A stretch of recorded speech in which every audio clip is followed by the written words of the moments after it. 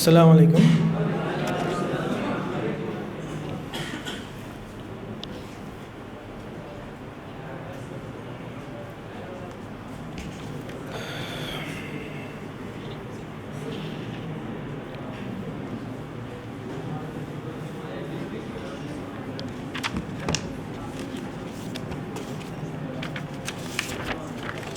सबसे पहले आप तमाम का जो है खैर मकदम। जैसा मैडम ने मेरे बारे में कहा है कि मैं Syed Hasan Qadri, assistant professor civil department आपके कॉलेज का, आपका कॉलेज है ना, तो आपके कॉलेज का मैं असिस्टेंट प्रोफेसर हूँ। तो जितने ब्रांचेस हैं यहाँ पे सबको फ़िक्र करने की ज़रूरत नहीं है, क्योंकि तकरीबन जो फ़र्स्ट ईयर के सब्जेक्ट्स रहते हैं या लेबॉरेटरीज़ रहते हैं, हम सिविल में से कोई ना कोई आप लोगों को पढ़ाते हैं। जैसे CSE है, EC है, IT है, और सिविल के स्टूडेंट्स तो हैं ही हैं। तो आपसे यहाँ पर भी मुलाकात हो रही है, आपसे क्लासरूम्स में और लेबॉरेटरीज़ में आपसे मुलाकात ज़रूर होगी, ठीक है। ये मत समझिए कि सिविल का है तो सिर्फ हम सिविल स्टूडेंट्स को ही पढ़ाएंगे, बाकी को नहीं पढ़ाएंगे, ऐसा नहीं है। कॉमन सब्जेक्ट्स में हम लोग आपके साथ रहेंगे। और SIP टीम जो यहाँ पे हमको मौका दी है, और हमारे प्रिंसिपल साहब, वाइस प्रिंसिपल साहब, तमाम HODs, SIP team, madam Hafeez साहब और शरद साहब, तमाम का जो शुक्रिया अदा कि उन्होंने मुझको इस काबिल समझा के आप लोगों के सामने कुछ बोलने का मौका दिया है। तो ये जो हमारा जो टॉपिक है, awareness of traffic rules and safety, इस बारे में हम गुफ्तगू ज़रूर करेंगे। लेकिन सबसे पहले इसका जो इम्पोर्टेंस है इस टॉपिक की, वो समझने की कोशिश करते हैं। अब देखिए, ट्रांसपोर्टेशन जो सिस्टम है हमारे पास, यानी कि आप एक जगह से दूसरी जगह जाना चाह रहे हैं, तो वो कैसा है, वहाँ पर भी आप देख सकते हैं। जैसा कि रोडवेज़ हैं, रेलवेज़ है, वाटरवेज़ है और एयरवेज़। अब एक्सीडेंट्स और जो परेशानी है वो आम तौर पर रोडवेज़ में आती है, आम तौर पर। वैसे तो एयरवेज़ में भी एक्सीडेंट्स होते हैं, नेविगेशन यानी कि आपके शिप्स भी कोलाइड्स हो सकते हैं या डूब सकते हैं, या जो है आपके रेल की भी एक्सीडेंट्स हो सकता है। लेकिन आम तौर पर जो एक्सीडेंट्स होते हैं दिन ब दिन मैक्सिमम, वो आपके रोड पर होते हैं, हाईवे पर होते हैं। तो ये क्यों होता है, ये आप पहले ये समझ लीजिए कि रोडवेज़ और वाटरवेज़, हाईवेज़, इसमें हम ज़्यादातर अभी आज जो हम तस्करा कर रहे हैं वो हम जो है रोडवेज़ का तस्करा करेंगे। उसमें क्यों करेंगे, क्योंकि यहाँ पे एक डिफरेंस है, वो ये है कि जो अथॉरिटी है, यानी कि नेविगेशन की जो अथॉरिटी है, जो पाथ को, जाने के रास्ते को जो तय करता है, वो एयरवेज़ में, वाटरवेज़ में और आपके रेलवेज़ में एक अथॉरिटी रहती है। अगर रेलवेज़ है तो स्टेशन मास्टर होता है, वो ट्रैक डिसाइड करता है कि ट्रेन यहाँ से आ रही, इस ट्रैक से जाएगी, इस वक्त जाएगी। अगर एक्सप्रेस ट्रेन आ रही है तो पैसेंजर ट्रेन रुक जाएगी, उसको जाने का मौका मिलेगा। यानी कि जो ट्रेन का, रेल का जो कैप्टन है, उसके हाथ में कुछ नहीं रहता है, वो अपनी मर्ज़ी से जा नहीं सकता है, रुक नहीं सकता है। यानी कि एक अथॉरिटी है जो उसको कंट्रोल करती है। उसी तरीके से रेलवे का ट्रैफिक का कंट्रोल हो गया। एयरवे का कैसा है, एयर ट्रैफिक कंट्रोल आप सुने भी होंगे। तो एयर ट्रैफिक कंट्रोल पूरा एयरप्लेन्स का जो जिस हाइट से वो आ रहे हैं और जिस पाथ से वो आ रहे हैं, वो ऑलरेडी पहले से डिसाइडेड होता है। कैप्टन जो होता है, कप्तान, जहाज़ का जो कप्तान है, उसकी मर्ज़ी उसमें चल नहीं सकती है, क्योंकि उसकी मर्ज़ी नहीं चल रही है, एक अथॉरिटी की चल रही है, जो एक रूम में, एक जो है कंट्रोल रूम में बैठकर तमाम चीज़ों को, तमाम ट्रैफिक को कंट्रोल कर रही है। तो वहाँ पर भी जो एक्सीडेंट्स है उसका चांस कम है, क्योंकि कैप्टन के हाथ में कुछ नहीं है। और यहाँ पे शिप्स अगर ले लें, वो तो पहले ही चलती बहुत धीमा है, और उसके अलावा समंदर में उनका भी एक रास्ता तय होता है कि इस रास्ते से आपको जाना है और इसी रास्ते से आपको आना है। तो वहाँ पर भी एक्सीडेंट्स का चांसेस क्या है, कम है। अब यहाँ पर अगर आप रोडवेज पे आ जाएं, अब रोडवेज का अगर आप तकसीम देखें तो एडमिनिस्ट्रेटिव क्लासिफिकेशन में देखिए आप, नेशनल हाईवे है, स्टेट हाईवे है, डिस्ट्रिक्ट रोड है, विलेज रोड है, यानी कि गांव की सड़कें हैं, एक ज़िले की सड़कें हैं, एक स्टेट की सड़कें हैं, एक सूबे की सड़कें हैं, और नेशनल हाईवेज़। और उसके अलावा जो है अगर स्ट्रक्चरल क्लासिफिकेशन में चले जाएँ, यानी कि टेक्निकल पॉइंट ऑफ व्यू से आप देखें तो फ्लेक्सिबल पेवमेंट्स हैं और रिजिड पेवमेंट्स हैं। रिजिड पेवमेंट्स मीन्स जो आरसीसी के यानी कि सीमेंट कंक्रीट से जो पेवमेंट्स बनी होती हैं, जैसे हमारे मानू में बनी हैं, सीमेंट कंक्रीट के रोड्स हैं, ये रिजिड पेवमेंट्स बोलते हैं। फ्लेक्सिबल मतलब जो टार रोड्स जितने हैं वो तमाम के तमाम क्या हैं, फ्लेक्सिबल पेवमेंट्स है। उसको क्या है, बार बार उसका अपर लेयर डालना पड़ता है। उसमें भी वाटर बाउंड मैकेडम यानी कि जिसमें सरफेसिंग नहीं होती है, वो वाटर बाउंड मैकेडम होता है। और बीटी रोड जैसा भी अभी आपको मैं कहा हूँ वो रोड है। अब ये स्ट्रक्चरल पॉइंट ऑफ व्यू से हो गया, एडमिनिस्ट्रेटिव पॉइंट ऑफ व्यू से हो गया। लेकिन जो मेन चीज़ जो सीखने की है, सड़क का इस्तेमाल हर एक को करना है। अभी जैसा मैंने आपको कहा कि एयर ट्रैफिक कंट्रोल है, नेविगेशन है और रेलवेज़ का भी कंट्रोल है, लेकिन क्या है, किसका कंट्रोल नहीं है, जो रोडवेज़ पर, हाईवेज़ पर जो गाड़ियाँ चल रही हैं, ड्राइवर के ऊपर हमारा कंट्रोल नहीं है।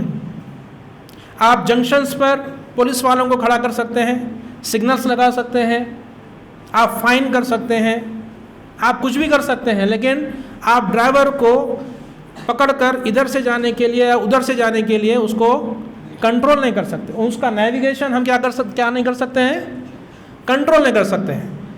अगर वो गलती करेगा तो आप फाइन डाल सकते हैं, बाद में चालान कर सकते हैं, लेकिन उसको कंट्रोल नहीं कर सकते हैं, क्योंकि उसको कंट्रोल नहीं कर सकते हैं। उसकी मर्ज़ी है, चाहे वो सीधा जाए, चाहे वो ऐसा जाए। तो यहाँ पे क्या होता है, एक्सीडेंट्स के चांसेस हैं, क्योंकि यहाँ पे जो इख्तियार है, जो पावर है नेविगेशन का, जाने का, पाथ सिलेक्शन का, स्पीड का, ये पूरा का पूरा ड्राइवर के, राइडर के कंट्रोल में। अब जब इख्तियार दे दिया जाता है तो इख्तियार का गलत इस्तेमाल भी शुरू हो जाता है। और जहाँ तक हमारे इंडिया का मामला है, यहाँ पे जो है मिक्स्ड ट्रैफिक सिस्टम है। मिक्स्ड ट्रैफिक सिस्टम का मतलब क्या है, यहाँ पे बसें भी चलेंगी, उसी सड़क पर कार्स भी आएंगी, उसी सड़क पर जो है आपके बाइक भी आएंगी, उसी सड़क पर लोग पैदल भी चलेंगे, साइकिल वाले साहब भी आ जाएंगे, उधर से ऑटो वाला भी आ जाएगा, इधर से रिक्शा भी आ जाएगा, स्कूल के जाने वाले बच्चे अपने बैग्स लेकर भी आ जाएंगे, और साथ ही साथ जो रोड साइड वेंडर्स हैं, बेचने वाले जो लोग हैं, यानी कि सब्ज़ी वाला है, फ्रूट वाला है, वो भी आ जाएगा। यानी कि हर कोई इसी सड़क पर रहेगा। तो मिक्स्ड कंडीशन है। लेकिन बाहर के ममालिक में ऐसा नहीं है। वहाँ पे कार्स हैं तो मतलब सिर्फ कार्स हैं, अलग अलग ट्रैक्स बने हुए हैं। यहाँ पर भी बदलाव आ रहा है, लेकिन हमारा जो कंडीशन है, ये सिर्फ इंडिया बोल के नहीं है, यहाँ का जितना सब कॉन्टिनेंट के जितने एरियाज़ हैं, सबका कंडीशन कैसा है, मिक्स्ड कंडीशन है। तो मिक्स कंडीशन में अलग अलग वेराइटीज़ की गाड़ियाँ हैं, अलग अलग पावर्स की गाड़ियाँ हैं। 100 सीसी पावर की गाड़ी भी चल रही है, 1200 सीसी की गाड़ी भी चल रही है, और ज़्यादा की गाड़ी भी चल रही है। और जैसा पावर बढ़ जाता है गाड़ी का, उसका चलने का अंदाज भी बढ़ जाता है। समझे आप? तो मिक्स कंडीशन होने की वजह, मिक्स ट्रैफिक होने की वजह से भी क्या है, यहाँ पे क्या है, एक्सीडेंट्स ज़्यादा होते हैं। अब क्या करना चाहिए हमको? अब ये हम आगे देखते हैं कि हमको करना क्या है, इसका इम्पोर्टेंस कैसा है, ये समझने की हम क्या करेंगे, कोशिश करेंगे। आगे एक बार देख लीजिए।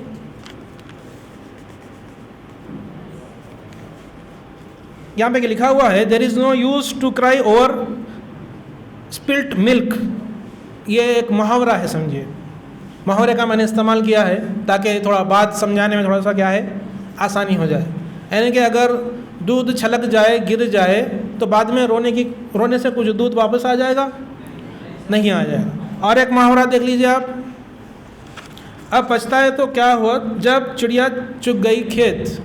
यानी कि जब नुकसान हो जाता है, उसके बाद अगर आप रोते रहें, तड़पते रहें, चिल्लाते रहें, तो क्या हो जाएगा?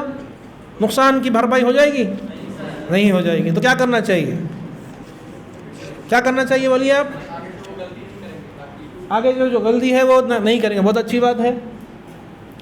और जो कर सकते हैं वो ये कर सकते हैं कि अपने आप को हम एजुकेट कर सकते हैं। अपने आप को क्या कर सकते हैं, जो मालूमात है वो आप खुद हासिल कर सकते हैं और जो मालूमात है वो दूसरों तक पहुंचा सकते हैं, लोगों का अवेयरनेस ला सकते हैं। इसीलिए ये आज का जो सेशन है, दोपहर के बाद का सेशन है, तो आपको भी साथ देना पड़ेगा।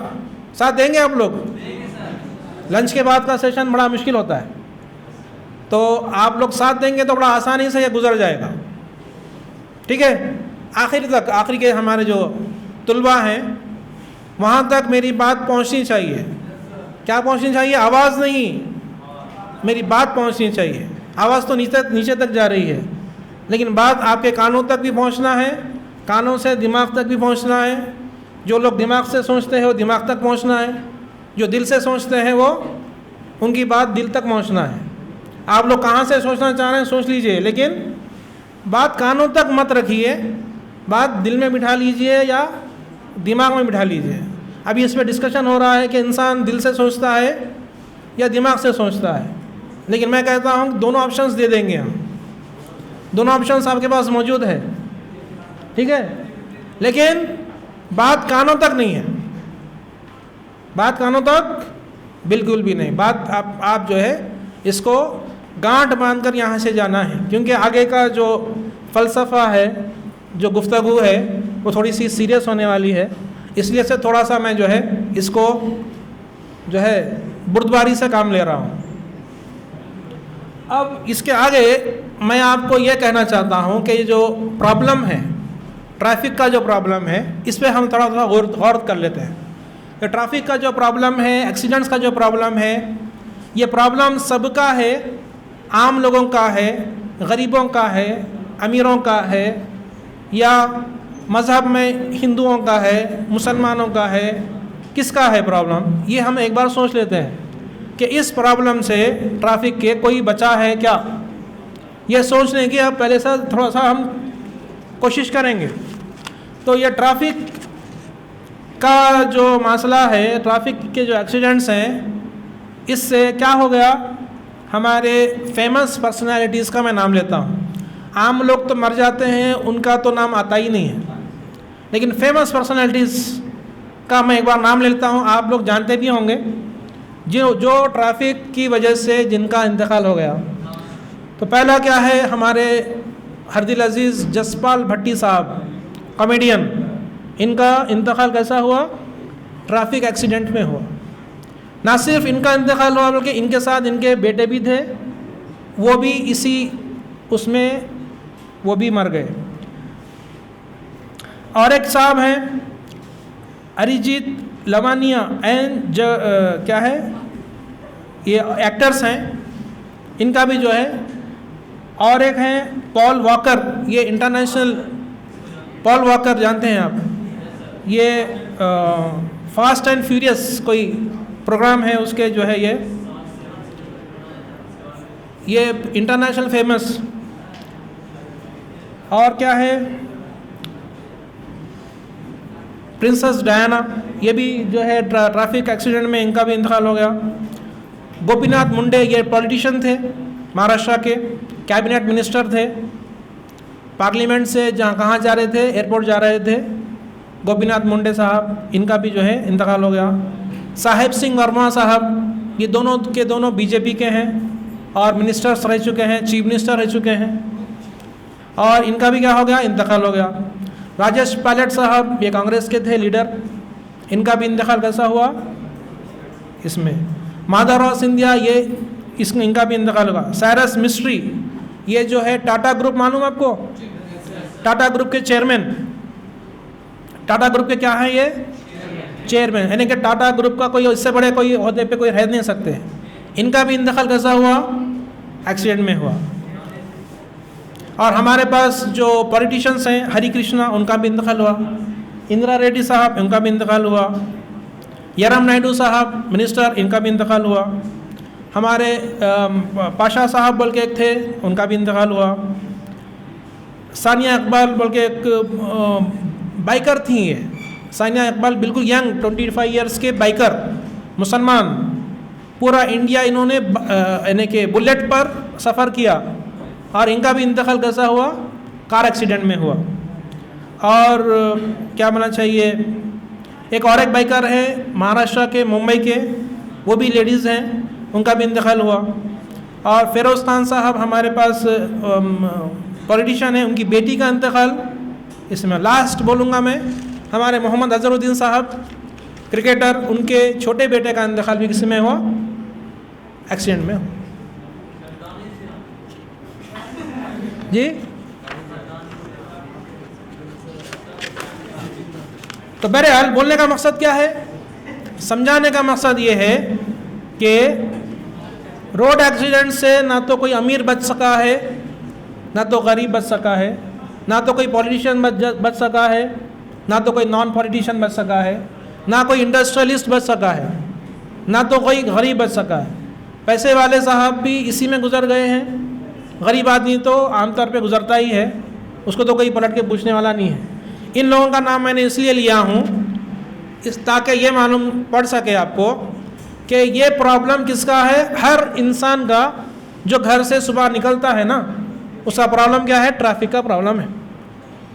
सड़क पे निकलना क्या है, एक तरह का जंग है कि आप लड़ रहे हैं और अपने ऑफिस को, अपने कॉलेज को, अपने जो है दफ्तर को पहुंच रहे हैं, फिर वापसी में भी वैसा ही उसी अंदाज से आप वापस आ रहे हैं।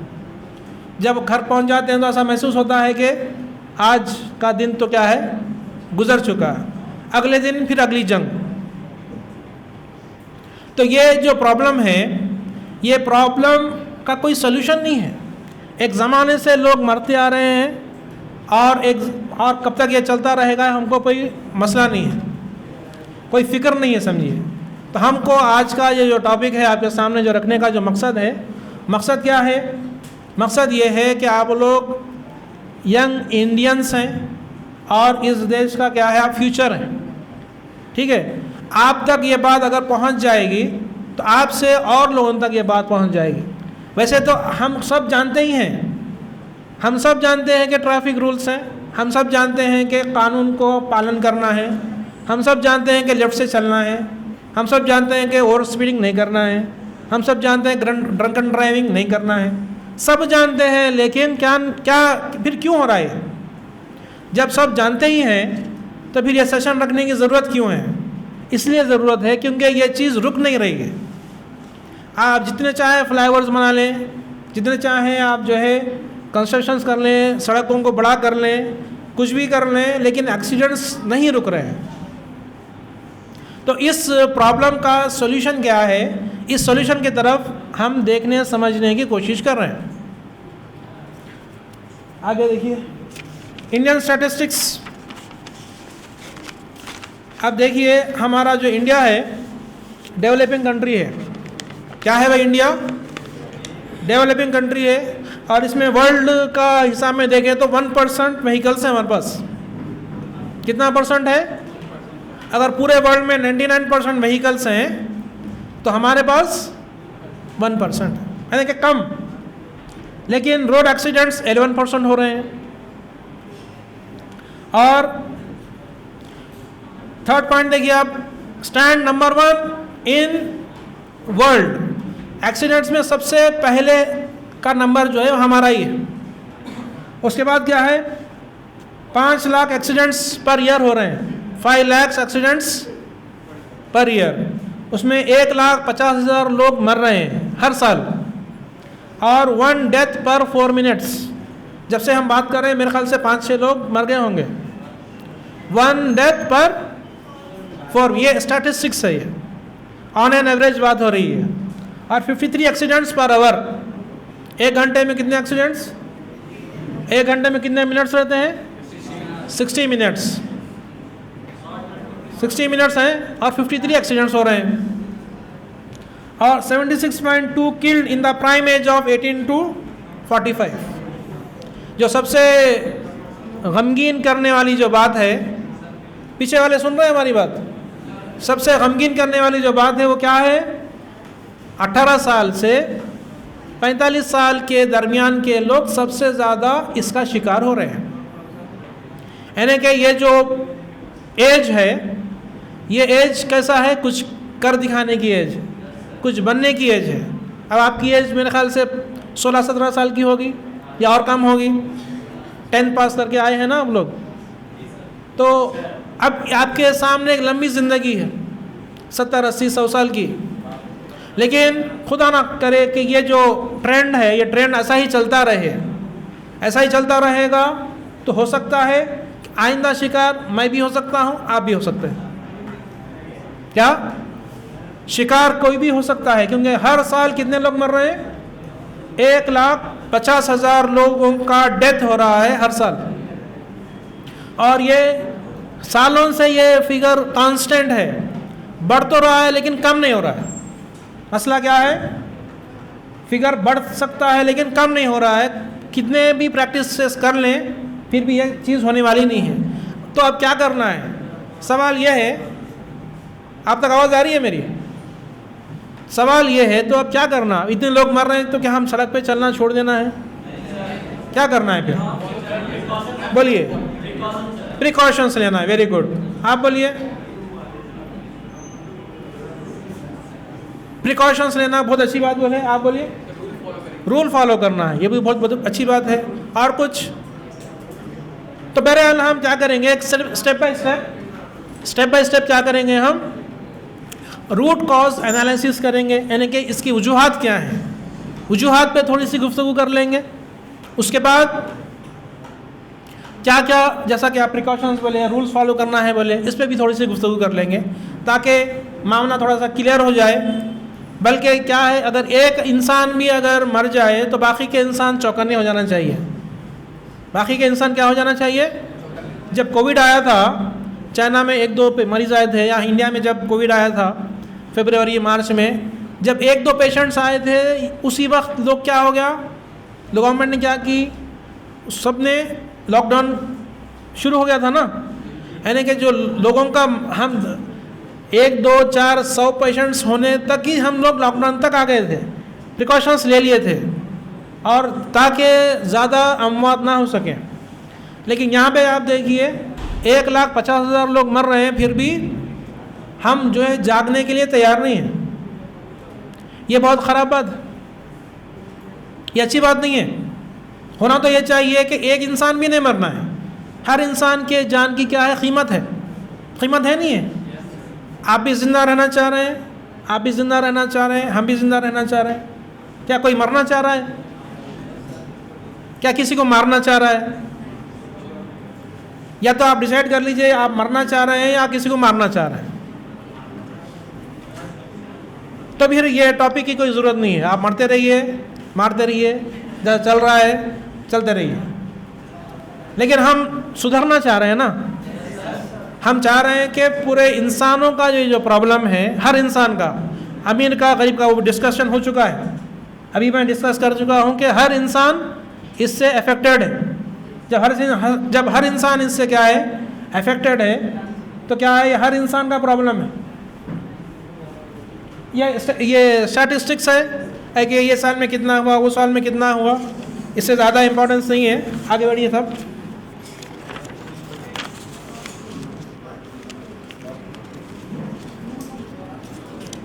उससे पहले का your life is important, your life is important. तो फिर आप आगे बढ़ते हैं, क्योंकि आपने कहा यस, तो फिर आगे की गुफ्तगू में कुछ फ़ायदा है। अगर आपकी लाइफ के कोई इम्पोर्टेंस नहीं है तो फिर आगे की गुफ्तगू की कोई ज़रूरत नहीं है। व्हाट टू डू, क्या करना चाहिए? तो पहला जो काम हमको करना चाहिए, to know the reasons for accidents. जो वजूहात हैं, जो यानी कि एक्सीडेंट्स के जो रीज़न्स हैं, वो रीज़न्स को समझने की ज़रूरत है कि आखिर ये क्यों हो रहा है। तो रूट कॉज एनालिसिस करेंगे हम आगे थोड़ी देर के बाद। उसके बाद हैव अवेयरनेस, अभी हमारे साथी बोले उदाहरण से अवेयरनेस लाना है। उसके बाद to know the traffic science signals, तो मैंडेटरी साइंस है, कॉशनरी साइंस है, इंफॉर्मेटिव साइंस है, ये भी हम देखेंगे। To know about traffic signals, signals के बारे में भी हम पढ़ेंगे। एक तो साइंस है, एक सिग्नल्स है। उसका थर्ड जो काम करना है वो है टू टेक सेफ्टी मेजर्स। तो ये काम भी हमको क्या करना है। तो आगे चलिए, अब ये तो थोड़ा सा आगे आगे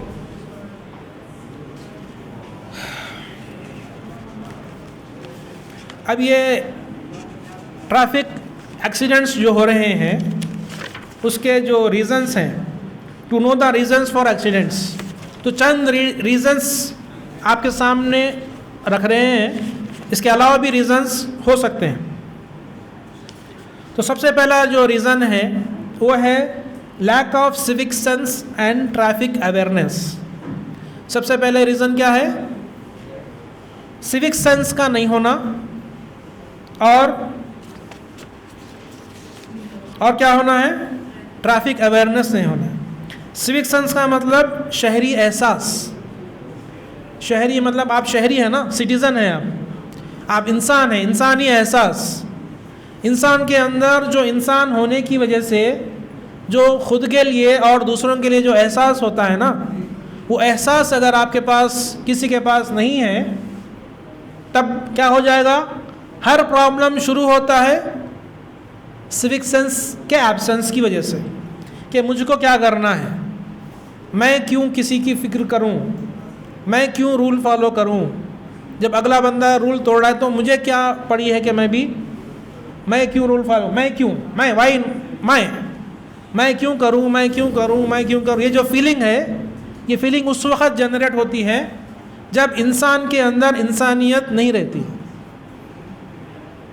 और कोई भी चीज़ सीखना है, कोई भी चीज़ सिखाना है, अवेयरनेस पैदा करना है और अपने आप को सुधारना है, अपने आप को एजुकेट करना है और दूसरों को सुधारने की कोशिश करना है या दूसरों के लिए कम से कम दुआ करना है, तब भी क्या होना चाहिए? आपके अंदर इंसानी शऊर रहना, इंसानी एहसास रहना। अगर कोई कचरा भी बाहर फेंक रहा है तो इसके पास क्या नहीं है? इंसानी शऊर नहीं है, एहसास नहीं। और ये बहुत इम्पॉर्टेंट चीज़ है। ट्रैफिक अवेयरनेस इसलिए मैंने बाद में रखा है। ट्रैफिक अवेयरनेस तो बाद में आएगा, पहले इंसान आएगा, इंसान में इंसानी शऊर आएगा, फिर इंसानी शऊर जब जाग जाएगा तो ट्रैफिक अवेयरनेस भी आ जाएगा, अखलाक भी आ जाएंगे, किरदार भी बन जाएगा, हर चीज़ हो जाएगा। तो सबसे पहले इंसान होने की वजह से क्या होना है? इंसानी शऊर, शहरी एहसास की ज़रूरत है।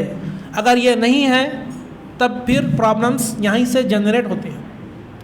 और आगे यह है ट्रैफिक अवेयरनेस। ट्रैफिक अवेयरनेस का मतलब ट्रैफिक में अगर आप चल रहे हैं, फिर रहे हैं, गाड़ी चला रहे हैं, कार चला रहे हैं, लॉरी चला रहे हैं, बस चला रहे हैं, तो एक कायदा है, एक कानून है। क्योंकि जैसा मैंने आपसे कहा है कि यहाँ कंट्रोल करने के लिए जंक्शंस पे तो पुलिस वाले और अथॉरिटीज़ मौजूद हैं, लेकिन आपकी गाड़ी को कंट्रोल करने के लिए आप खुद मौजूद हैं। कोई दूसरी अथॉरिटी वहाँ पे शामिल नहीं हो सकती है। जैसा रेलवेज़ में, एयरवेज़ में और वाटरवेज़ में अथॉरिटी रहती है, कैप्टन के हाथ में कुछ नहीं रहता है, अथॉरिटी के हिसाब से उसको चलना रहता है। लेकिन यहाँ पे क्या है? बाइक चला रहा है तो बाइक जो चला रहा है उसके पास अथॉरिटी है, चाहे वो रूल फॉलो करते हुए चलाए या रूल ब्रेक करते हुए चलाए। कार चला रहा है तो कार का जो ड्राइवर है उसके पास अथॉरिटी रहती है, चाहे वो ओवर स्पीडिंग करे, चाहे बिल्कुल कायदे के साथ चले। तो ट्रैफिक अवेयरनेस नहीं होने की वजह से भी क्या होता है? एक्सीडेंट होता है। अब सेकंड पॉइंट है मिक्स्ड ट्रैफिक कंडीशन, जो अभी मैं आपके सामने डिस्कस कर चुका हूँ। मिक्स्ड ट्रैफिक कंडीशन कैसा है? बस भी है, लॉरी भी है, साइकिल भी है, बाइक भी है, हर चीज़ है। हर एक की अपनी अपनी स्पीड है, अपना अपना साइज़ है। जो साइज़ से कार है और साइकिल का साइज़ अलग है, बाइक का साइज़ अलग है, स्पीड अलग है, हॉर्स पावर अलग है, सीसी अलग है, हर चीज़, हर डायमेंशन, हर फैक्टर उसका अलग है। इस वजह से भी क्या होता है? मिक्स्ड कंडीशन में भी क्या होता है? एक्सीडेंट्स होने के चांसेस होते हैं। उसके बाद ड्रंकन ड्राइविंग ये बहुत बड़ा गुनाह है, ये बहुत बड़ा जो है आपके ख़राब बात है कि कोई इंसान ड्रिंक करे, शराब पिए या इस जैसी कोई चीज़ कंज्यूम करने के बाद जब वो बेकाबू हो जाता, दिमाग काम नहीं करता है, उस वक़्त वो गाड़ी चलाए, ये बहुत ही ख़राब बात है। इसमें लोग उसका जान जाती है नहीं जाती है पता नहीं है, लेकिन अगले वाले की जान ज़रूर जाती है। तो इसको इतना सुप्रीम कोर्ट से इसका जो है कानून बन चुका है, ऑर्डर्स हैं कि ऐसे इंसान अगर है तो उसके ऊपर कोई फ़ाइन नहीं है, बल्कि उसको सीधा जेल में डालना है और उसका जो है लाइसेंस जब तक वो ज़िंदा रहेगा उसका लाइसेंस नहीं बनेगा। Driving on wrong side, non adherence two lane driving and overtaking in wrong manner. Wrong side driving यानी कि बाएं से चलना है ना हमारे पास, अगर दाएं से जा रहे हैं तो ये रॉन्ग साइड होता है। और जो लेन है, 3 लेन्स की रोड है, 4 लेन की रोड है, 6 लेन की रोड है, तो लेन चेंज करना नहीं है। आप हर थोड़ी देर को ये लेन से ये लेन से वो लेन अगर आप चेंज करते रहेंगे तो क्या हो जाएगा, ट्रैफिक से आप भिड़ जाएंगे, या आपका एक्सीडेंट हो सकता है, या पीछे वाले का एक्सीडेंट हो सकता है, या अगले वाले का एक्सीडेंट हो सकता है। तो जिस लेन में जा रहे हैं उसी लेन में आपको जाना है, और हर लेन की स्पीड होती है, आगे मैं बताऊंगा आपको उस स्पीड के हिसाब से आपको चलना है। और ओवरटेकिंग इन ए रॉन्ग मैनर, ओवरटेकिंग का भी एक तरीका है। ऐसा नहीं कि आपकी गाड़ी का जो क्यूबिक कैपेसिटी है वो ज़्यादा है तो आप ओवरटेकिंग करेंगे ही करेंगे, ऐसा नहीं है। अगर सामने से गाड़ी आ रही है और जिस गाड़ी को आप ओवरटेक कर रहे हैं उसकी स्पीड क्या है, वो भी स्पीड में है, तो फिर आपको ओवरटेक करने की ज़रूरत नहीं है, आप उसके पीछे चलिए। अगर वो स्लो है और वो आपको जगह देता है तब आप आगे बढ़िए, उसको हॉर्न दीजिए, उसको वार्न कीजिए, उसको जो है सिग्नल दीजिए कि आप ओवरटेकिंग करना चाह रहे हैं जी, पासिंग लाइट दीजिए। तो उसके बाद क्या है, कार्लोलेप्सी, ये एक साइकोलॉजिकल फिनोमिनन है।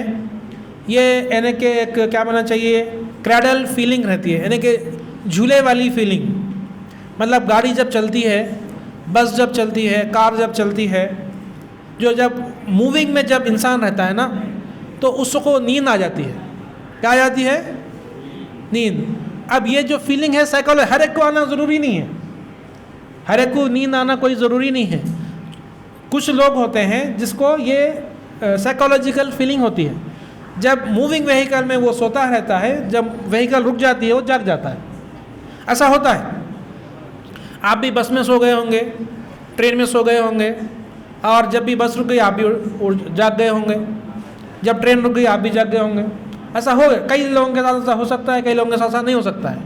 लेकिन ये जो फिनोमिनन है, अगर ये ड्राइवर के साथ हो जाए, अगर ड्राइवर के पास अगर ये साइकोलॉजिकल प्रॉब्लम है कि वो मूविंग व्हीकल में सो जाता है, तब क्या हो जाता है एक्सीडेंट हो जाता है।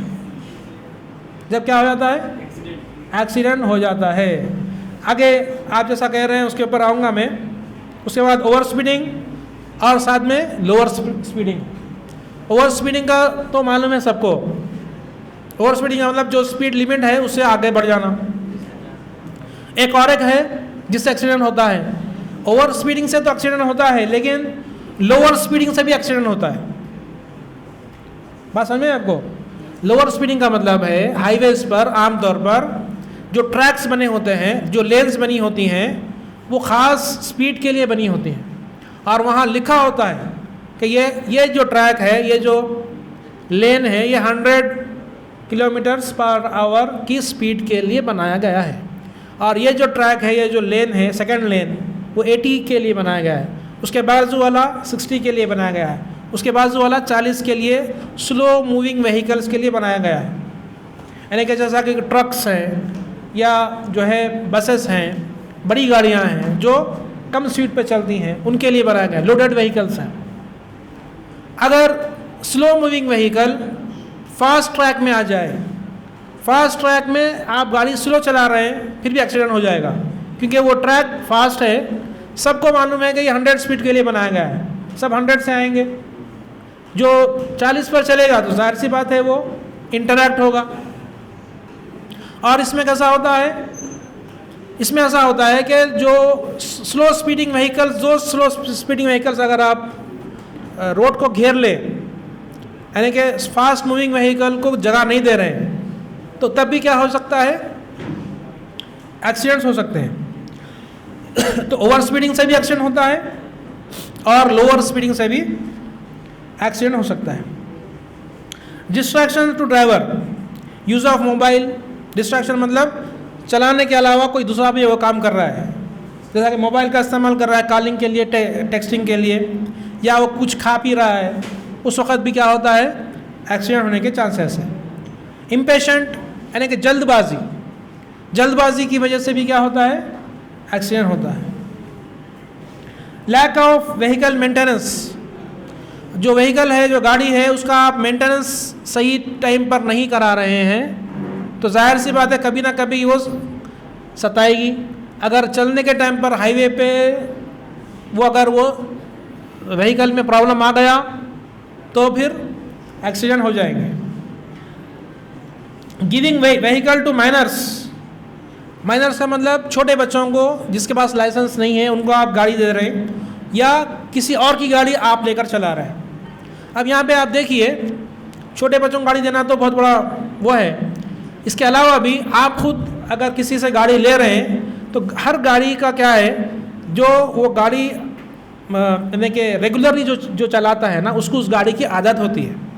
जो क्लच है, जो गियर है, जो एक्सीलरेटर है, जो ब्रेक है, ये चार चीज़ें जो हैं उसका जो ऑपरेटिंग का जो अंदाज़ है और गाड़ी का जो वेट है उसका अंदाज़ा, उसकी आदत उसी को होगी जो रेगुलरली वो गाड़ी चलाता है। अचानक किसी से गाड़ी मांग लिए तो उस गाड़ी का हमको आदत नहीं रहती, हमको हमारी गाड़ी की आदत रहती है, तो उस गाड़ी को समझने में थोड़ा सा टाइम लगता है। ऐसे मौके पर भी जब कोई ऐसा सिचुएशन डेवलप हो जाए हाईवेज पर, रोड्स पर, तो हम उसको वैसे कंट्रोल नहीं कर पाएंगे जैसा एक रेगुलर ड्राइवर कंट्रोल कर सकता है। तो किसी से गाड़ी मांगना है, किसी को गाड़ी देना है या छोटे बच्चों को गाड़ी देना है, ये बहुत ख़राब बात है। अभी देखिए ये चीज़ है, आमतौर पे नौजवानों में ये ज़्यादा है, आप लोगों में ट्रिपल राइडिंग, और उसके बाद fully loaded cars, vehicles, good carriers. Triple riding तो आप समझ गए होंगे, आप समझ गए हैं, इसको ज़्यादा मैं बोलूँगा नहीं। और फुल्ली लोडेड मतलब जो कैपेसिटी है कार की, व्हीकल की, उससे ज़्यादा लोग बैठ गए हैं। और उसके अलावा गुड कैरियर्स का जो वेट है, जो गुड्स उसमें रखे गए हैं, यानी कि जो सामान वाले जो गाड़ियाँ हैं, उस सामान वाले जो गाड़ियों में एक स्पेसिफिक कैपेसिटी के हिसाब से उस पर लोड डालना है। ज़्यादा अगर लोड डाल दिए तो गाड़ी इम्बैलेंस हो जाती है। छोटी गाड़ी हो, छोटी लॉरी हो, बड़ी लॉरी हो, कुछ भी हो, हर एक का क्या है, उसको सर्टिफिकेट लेना पड़ता है वेइंग ब्रिज पर। वो वेइंग ब्रिज पर सर्टिफिकेट लेते भी हैं, लेकिन कहाँ गलती होती है मालूम नहीं है, लेकिन वो ओवरलोडेड होने की वजह से गाड़ी इम्बैलेंस होती है। और हाईवे पे मोमेंटम तो समझते हैं ना, मोमेंटम तो में जो फैक्टर है मास ज़्यादा होगा तो मोमेंटम ज़्यादा होगा, मोमेंटम ज़्यादा होगा तो कंट्रोलिंग कम होगी।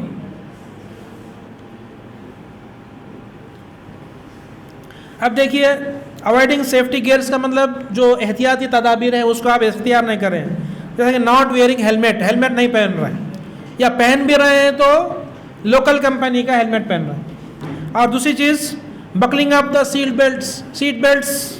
सीट बेल्ट्स का मतलब ये है कि सीट बेल्ट्स को आप लगाना है। आजकल की जो कार्स हैं, पीछे तक आवाज़ आ रही है मेरी? यस, एक बार सुन लीजिए इधर। आजकल के जो कार्स हैं, आप सुनकर हैरान हो जाएंगे कि जब तक आप सीट बेल्ट लगाएंगे नहीं, गाड़ी में से क्या है, सिग्नल आता रहता है कि भाई सीट बेल्ट ड्राइवर ने नहीं लगाया है। तो क्योंकि इंडिया के जो लोग हैं थोड़ा सा ज़्यादा एडवांस सोचते हैं ना, इंडिया के जो लोग होते हैं उनका दिमाग थोड़ा तेज़ काम करता है। आप भी इंडियंस हैं ना? अब क्या है, यूके का प्राइम मिनिस्टर भी इंडियन ओरिजिन का है और अमेरिका में जो बड़े बड़े कंपनीज है उसके सीईओज भी इंडियंस ही हैं। इंडियन का दिमाग इतना शार्प है, सही रास्ते पे लगा दिए तो यूके का प्राइम मिनिस्टर भी इंडियन बन सकता है और अमेरिका की कंपनी का जो सीईओ है वो भी इंडियन बन सकता है। लेकिन वही शार्प दिमाग अगर गलत रास्ते पे लगा दिए तो भी आगे तक, वो गलत में भी आगे तक जा सकता है। तो यहाँ सीट बेल्ट लगाना है तो लोग कहाँ लगा रहे हैं? सीट को बेल्ट लगा कर रहे हैं। सीट में पहले आप बैठे और बैठने के बाद सीट बेल्ट लगाएं ना। लेकिन क्योंकि वो इंडिकेशन क्या दे रहा है, और पुराने ज़माने की 800 में ये इंडिकेशन नहीं है। आजकल की जो कार्स हैं, 5-6 साल पुराने जो कार्स हैं ना, उसमें अगर जब तक आप सीट बेल्ट लगाएंगे नहीं वहाँ इंडिकेशन आएगा, बल्कि बजल बजेगा कि सीट बेल्ट नहीं लगाया गया है, सीट बेल्ट लगाइए। अब क्योंकि वो बजना नहीं है तो उसके लिए क्या करते हैं, बकल तो लगा देते हैं लेकिन बेल्ट के अंदर आदमी न रहता नहीं है, बेल्ट के बाहर आदमी रहता है। तो इससे क्या फ़ायदा है? इससे तो कुछ फ़ायदा नहीं है। और एक बात यह है कि जो एयरबैग, सुने आप एयरबैग्स, खुदा न खास्ता अगर एक्सीडेंट हो जाए तो एयरबैग खुल जाता है, जो उस वजह से जो डैमेज है वो कम से कम होता है। लेकिन जो टेक्नोलॉजी का इस्तेमाल जो हो रहा है उसके एतबार से ये एयरबैग्स उसी वक्त काम करते हैं जब सीट बेल्ट लगा होता है। सीट बेल्ट लगा है तो गाड़ी का जो सिस्टम है उसको पता चलता है कि वहाँ पे कोई इंसान बैठा है। अगर सीट बेल्ट नहीं लगाए, एक्सीडेंट हो गया तो एयरबैग्स खुलते नहीं हैं। बात समझिए आपको, सीट बेल्ट की बहुत इंपॉर्टेंस है। लेकिन सीट बेल्ट में किसको लगना है? इंसान के साथ लगना है, सिर्फ सीट के साथ लगना नहीं। अब और एक चीज़ है शो ऑफ, दिखावा। बहुत कीमती गाड़ी ले लिए, चलने के लिए, फिरने के लिए, लोगों को दिखाने के लिए, शो ऑफ के लिए, फ़ोटो लेके कहीं सोशल मीडिया पे डालने के लिए। और डेयर डेविल्स, ये भी नौजवानों में डेयर डेविल मतलब कुछ करतब दिखा रहे हैं। आप क्या दिखा रहे हैं? कुछ करतब, कुछ ट्रिक्स दिखा रहे हैं। और रेकलेसनेस, बेपरवाह, हर बिल्कुल यानी कि लापरवाही के साथ गाड़ी चला रहे हैं। तो ये तो कोई काबिल माफ़ी जुर्म नहीं है ये। उसके बाद है red light jumping. Red light jumping की वजह से भी, यानी कि सिग्नल जंप करने की वजह से, सिग्नल तोड़ने की वजह से भी एक्सीडेंट होता है। उसके बाद पैथ होल्स, यानी कि रोड पे जो गड्ढे बने होते हैं उस वजह से भी एक्सीडेंट होता है। बैड कंडीशन ऑफ रोड्स की वजह से भी एक्सीडेंट होता है। टेल गेटिंग, यानी कि व्हीकल टू व्हीकल जो डिस्टेंस, सेफ डिस्टेंस मेंटेन करना है, अगर वो भी आप मेंटेन नहीं कर पा रहे हैं तब भी क्या होता है। तो ये जो चंद वजूहात थी, चंद रीजंस थे जिसकी वजह से एक्सीडेंट्स हो सकते हैं। इसके अलावा भी बहुत सारे रीजंस हो सकते हैं, लेकिन ये उमूमी तौर पर, आम तौर पर ये चीज़ है। ट्रैफिक साइंस, अब नेक्स्ट सेकेंड पॉइंट में आते हैं हम। ट्रैफिक साइंस में देखिए मैंडेटरी का मतलब इसको लाजिमन आपको फॉलो करना है, लाजिमन, यानी कि इसमें कोई गुंजाइश नहीं है। स्टॉप, वहाँ पे कलर भी है, स्टॉप का मतलब आपको रुकना ही है। गिव वे मतलब आपको रास्ता देना ही है। वन वे मतलब सिर्फ एक ही रास्ते, एक ही डायरेक्शन में चलना है। नो एंट्री का मतलब वहाँ पे उस सड़क पे एंट्री नहीं है। उसके बाद जितने राइट टर्न है तो राइट टर्न नहीं करना है, लेफ्ट टर्न है लेफ्ट टर्न करना नहीं करना है, तब नहीं करना है। तो उसके बारे में क्या है, ये बोलने का मकसद क्या है, मैंडेटरी साइंस का मतलब क्या है, ये जो साइंस है इसको फॉलो करना ही है। इसको अगर फॉलो नहीं करेंगे तो फाइन लगेगा, चालान कटेगा। उसके बाद कॉशनरी साइंस का मतलब आपको कॉशन दिया जा रहा है। क्या दिया जा रहा है आपको जो है कॉशनरी साइंस है, मतलब आगे जाने के बाद सड़क दाएं जा रही है, यानी कि आपको इन्फॉर्मेशन दे रहे हैं। सिर्फ आगे जाने के बाद सड़क बाएं जा रही है, यू टर्न आने वाला है, स्पीड ब्रेकर्स आने वाले हैं, समझे आप, ये स्कूल जोन है। इस तरीके से बहुत सारे यानी कि आगे जाने के बाद कोई चौक आने वाला है, चौरस्ता आने वाला है। उसके बाद इंफॉर्मेटरी साइंस क्या है, जैसा कि पब्लिक टेलीफोन बूथ आने वाला है, पेट्रोल पंप का साइन है, हॉस्पिटल का साइन है। उसके बाद फर्स्ट एड बॉक्स वहाँ कहीं कहीं लगा है, कहीं पर ईटिंग प्लेस है, होटल है, रेस्टोरेंट है, ढाबा है। इसी तरीके से जो है आपके पार्किंग का साइन है, यानी कि ये तमाम के तमाम क्या है, इंफॉर्मेटिव। लेकिन जो फाइन लगेगा कहाँ लगेगा, मैंडेटरी साइंस पर। मैंडेटरी साइंस को अगर आप फॉलो नहीं करेंगे तो फाइन लगेगा, चालान कटेगा। उसके बाद देखिए आप नेक्स्ट देखिए और आगे अभी देखिए सिग्नल्स। उसके बाद जैसा ये तो मालूम ही नहीं आपको, ग्रीन सिग्नल का मतलब चलना है, ट्रैफिक अलाउड है। रेड सिग्नल का मतलब ठहरना है, और एम्बर लाइट या येलो लाइट का मतलब सिग्नल चेंज होने वाला है। सिग्नल क्या होने वाला है, चेंज होने वाला है। उस वक्त सिग्नल चेंज हो रहा है तो आप अपनी गाड़ी धीमा कर दीजिए। रेड हो जाएगा तो रुक जाइए। अब लास्ट अब करना क्या है। अभी थोड़ी देर पहले हम क्या हुआ, किस वजह से एक्सीडेंट्स हो रहे हैं ये आप देखें। अभी क्या क्या करना चाहिए, क्या सेफ्टी मेजर्स इख्तियार करना चाहिए जिस वजह से एक्सीडेंट्स ना हो, ट्रैफिक जाम्स ना हो। सबसे पहले गेट द लाइसेंस। सबसे पहले क्या है, आप लाइसेंस ले लीजिए। लाइसेंस लेने के बाद ही गाड़ी चलाइए। और उसके बाद read vehicle manual and follow the instructions. सबसे पहले गाड़ी लेंगे ना, खरीदेंगे ना गाड़ी, तो गाड़ी के साथ एक बुक आती है। कोई भी चीज़ लो, एक बुक आती है। आप फ़ोन भी लेते एक छोटा सा, उसका इंस्ट्रक्शंस आते हैं, तो वो बुक बाजू रखने की नहीं रहती है, उसको पढ़ने की रहती है, उसको सीखना। सबसे पहले कोई भी चीज़ आप ख़रीदे हैं उसको उसके इंस्ट्रक्शंस के हिसाब से उसको सीखना है। उसके बाद थर्ड पॉइंट है हैव पेशेंस। सब्र रखें। सब्र रखेंगे तो गाड़ी, ज़िंदगी की गाड़ी भी आसानी से चलेगी, और जो सड़क पे जो गाड़ी चल रही है वो भी आसानी से चलेगी। आपकी कौन सी भी गाड़ी हो, आप पैदल भी चल रहे हैं, साइकिल भी जा रहे हैं, बस में जा रहे हैं, कार में जा रहे हैं, सब्र रखना है। Don't panic. पैनिक का मतलब परेशान नहीं हो जाना है कोई भी सिचुएशन पे। और स्टार्ट बिफोर टाइम। परेशान कब होंगे, जब आप लेट होंगे, तो पहले से टाइम से पहले निकल जाइए। और फोर्थ पॉइंट है you can only see. Fourth point क्या है, यू कैन ओनली सी का मतलब क्या है, आप ये समझ के चलिए रोड पर, सड़क पर, कि सब के सब क्या है, कोई किसी को नज़र नहीं आ रहा है, सिर्फ मुझे नज़र आ रहा है। समझ में आपको। आप इस भरोसे पे ना रहें कि कोई दूसरा मुझे देखेगा और वो मेरे लिए रुकेगा, कोई दूसरा मेरा सिग्नल समझेगा, ऐसा कोई नहीं समझेगा। समझकर आप चलिए, यानी कि prepare for the worst condition क्या हो सकती है, जब कोई आपको नहीं देख रहा, सब के सब अगर आँख से महरूम हो जाएं, तब आप कैसा चलते हैं, वैसा हमेशा चलना है। उतना एहतियात से अगर आप चलेंगे तब कहीं जो 1,50,000 लोग मर रहे हैं उसमें कुछ कमी हो सकती है। Follow the stream. जो स्ट्रीम चल रही है ट्रैफिक की, उसी स्ट्रीम में आपको चलना है।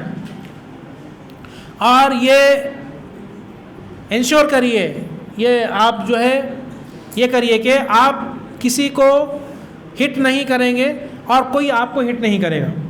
वो कब होगा, जब आप स्ट्रीम के साथ चलेंगे। इधर दाएं बाएं आप घुमाते हुए गाड़ी जाएंगे तो ये हो सकता है। और स्टैंडर्ड हेलमेट्स लेना है। क्या लेना है, स्टैंडर्ड हेलमेट्स, ISI के मार्क किए हुए हेलमेट्स लेना है। आप बाज़ार से सस्ते वाले हेलमेट लेंगे सिर्फ चालान से बचने के लिए। चालान से तो बच जाएंगे लेकिन एक्सीडेंट से बच नहीं सकेंगे। बकल अप वाइल ड्राइविंग, ये ऑलरेडी मैं डिस्कस कर चुका हूँ, यानी कि सीट बेल्ट पहनना है, आपको पहनना है, सीट को पहनना नहीं है। Be alert on wet roads. Wet roads का मतलब कच्ची सड़कों पर बारिश के मौसम में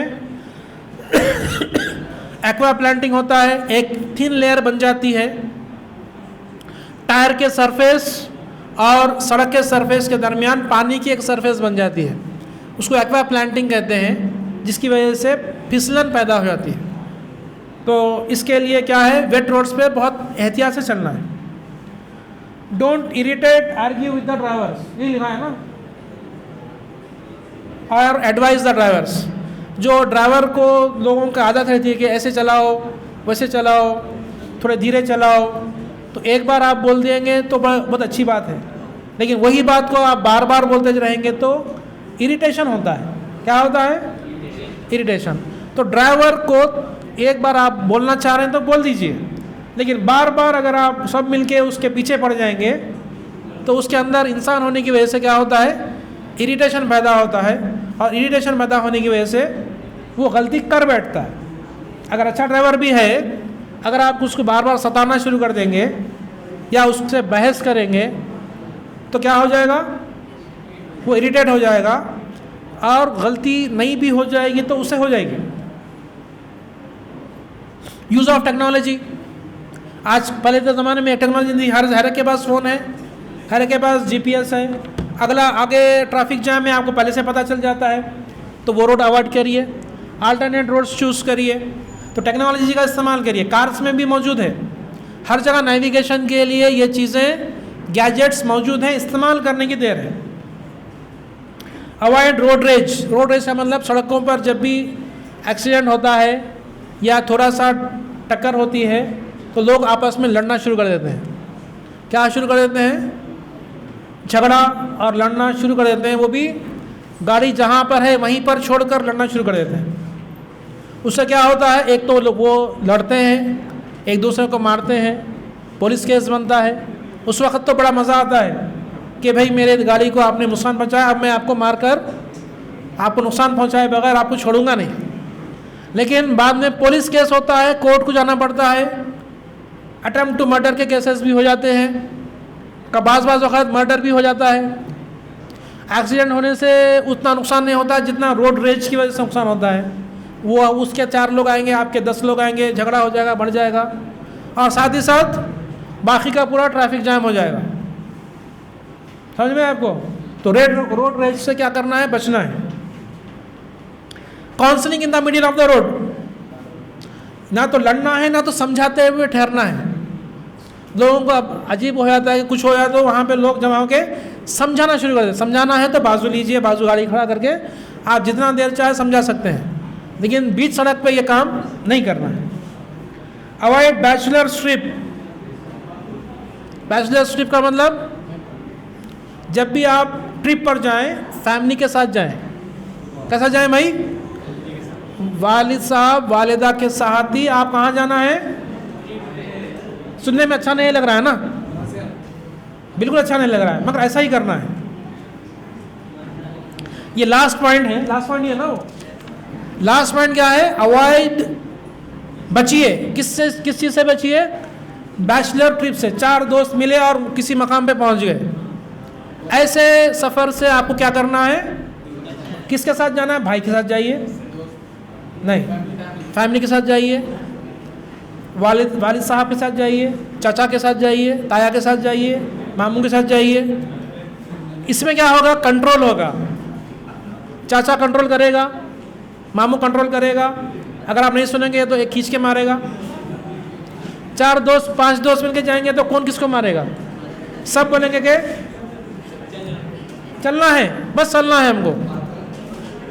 और ऐसे कई वाक़यात हैं जिसमें क्या हो गया? 4 दोस्त गए और वापस एक ही हुआ, 3 चले गए, कभी कभी चारों के चारों चले गए। ऐसा होता है। तो ये एज ऐसे ही एज है कि यहाँ पे उतावलापन, गड़बड़ी। अब देखिए आप पीछे क्या चल रहा है, ये एज ऐसा ही है भाई, ये एज इफेक्ट है। ये एज क्या है? ये एज ऐसा ही है। अगर ये एज आप पार कर लिए, थोड़े मैच्योर हो गए, तो फिर आगे तक आप सर्वाइव कर सकते हैं। अभी इसे बेकाबू हो गए तो क्या हो जाता? स्पैन, लाइफ स्पैन कम हो जाती है। लाइफ स्पैन क्या हो जाती है? कम हो जाती है।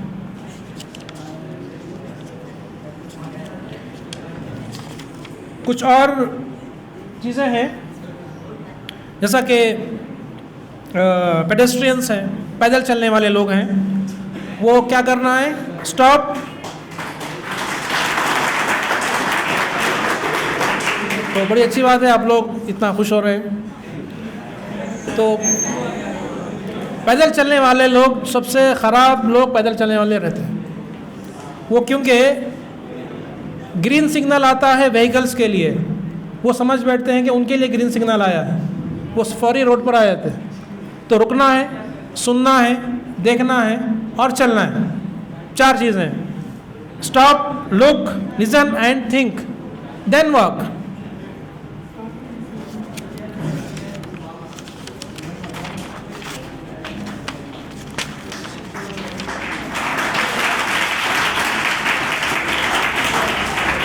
लास्ट क्या है? लास्ट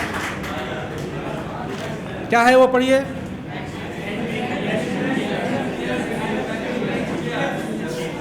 आप क्या चाह रहे हैं? आप क्या चाह रहे हैं? चेयर आए या टीयर आए? आपके चेहरों पे मुस्कुराहट आना है, नहीं आंसू आना है? मुस्कुराना है ना। मुस्कुराने के लिए क्या करना है? एक्सीडेंट से बचना है। जिसकी वजह से आंसू आ रहे हैं, वो आंसुओं से, वो वजह से क्या करना है? बचना है। तो ऐसे घरों में आप जाएं जहाँ पर ऐसे वाक़यात हुए हैं, फिर उनसे आप पूछेंगे तो वो बताएंगे कि भाई ये जो फ़लसफ़ा है रोड सेफ्टी का वो बहुत ज़रूरी है। मालूम सबको है, इसीलिए तो आप लोग ताली मार रहे हैं। आप लोग ताली क्यों मार रहे हैं? क्योंकि आपको मालूम है पहले से। लेकिन वो 1,50,000 का जो फिगर है वो कम नहीं हो रहा है। मालूम सभी को है, सभी को हर चीज़ मालूम है। स्कूल के ज़माने से आप लोग पढ़ते आ रहे हैं, लेकिन उसका इम्प्लीमेंटेशन में कुछ फ़ायदा नज़र नहीं आ रहा है। इसीलिए ये सेशन रखा गया है ताकि बात आप तक पहुँचे, आपसे दूसरों तक पहुँचे। और यही हम कर सकते हैं कि अपने आप को हम एजुकेट कर सकते हैं और दूसरों को एजुकेट कर सकते हैं, ताकि क्या हो जाए? अवेयरनेस आ जाए और सिविक सेंस जाग जाए, जिसकी वजह से एक्सीडेंट्स क्या है? कम हो सकते। तो इसी अल्फाज के साथ हम आपसे इजाज़त लेना चाहते हैं।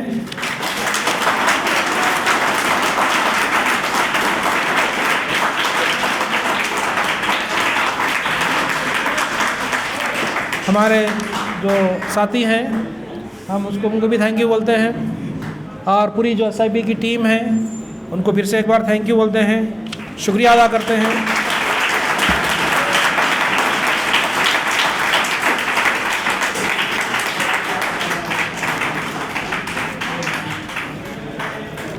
और आप में से जो सिविल के जो स्टूडेंट्स हैं और जो दीगर ब्रांचेस के जो स्टूडेंट्स हैं, उन सब से हम जो है तफसील के साथ आपके क्लासरूम्स में, लेबोरेटरीज़ में मुलाकात करेंगे। ठीक है।